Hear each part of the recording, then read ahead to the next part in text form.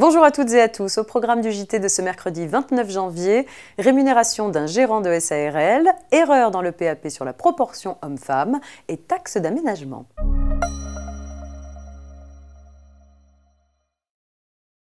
Sauf si elle a été prévue par les statuts, la rémunération d'un gérant de SARL doit être fixée par une décision collective des associés, ce qui est le plus souvent le cas.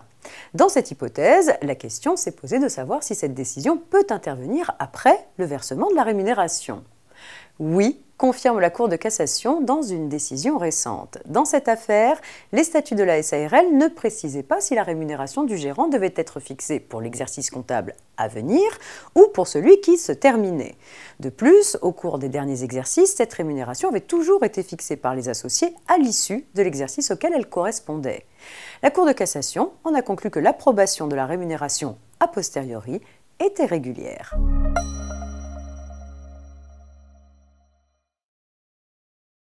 Il est question d'erreur dans le PAP sur la proportion homme-femme à présent. Dans cette affaire, un protocole d'accord préélectoral avait été conclu en vue de l'élection du comité social et économique. Pour le collège ouvrier employé, il prévoyait 3 sièges à pourvoir et mentionnait une proportion de 82,46% d'hommes et 17,54% de femmes. Les syndicats devaient donc présenter des listes de candidats comprenant 2 hommes et 1 femme. Un syndicat signataire du PAP avait toutefois présenté une liste de candidats ne comportant que des hommes qui avaient été élus. L'employeur avait demandé l'annulation de l'élection d'un de ses élus hommes surreprésentés. De fait, le PAP mentionnait un pourcentage erroné d'hommes et de femmes pour ce collège. Selon la proportion correcte, le syndicat pouvait effectivement présenter 3 hommes.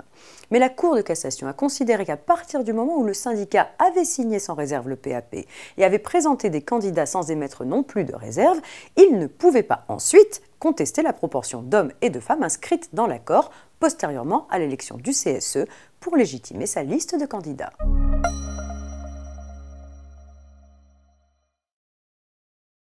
La taxe d'aménagement doit être versée à l'occasion de la construction, la reconstruction ou l'agrandissement de bâtiments et d'aménagements de toute nature nécessitant une autorisation d'urbanisme comme un permis de construire ou une déclaration préalable.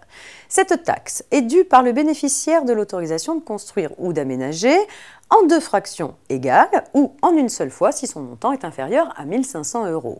Elle résulte de l'application du taux voté sur délibération de la commune, du département et de la région au produit de la surface taxable par une valeur forfaitaire au mètre carré.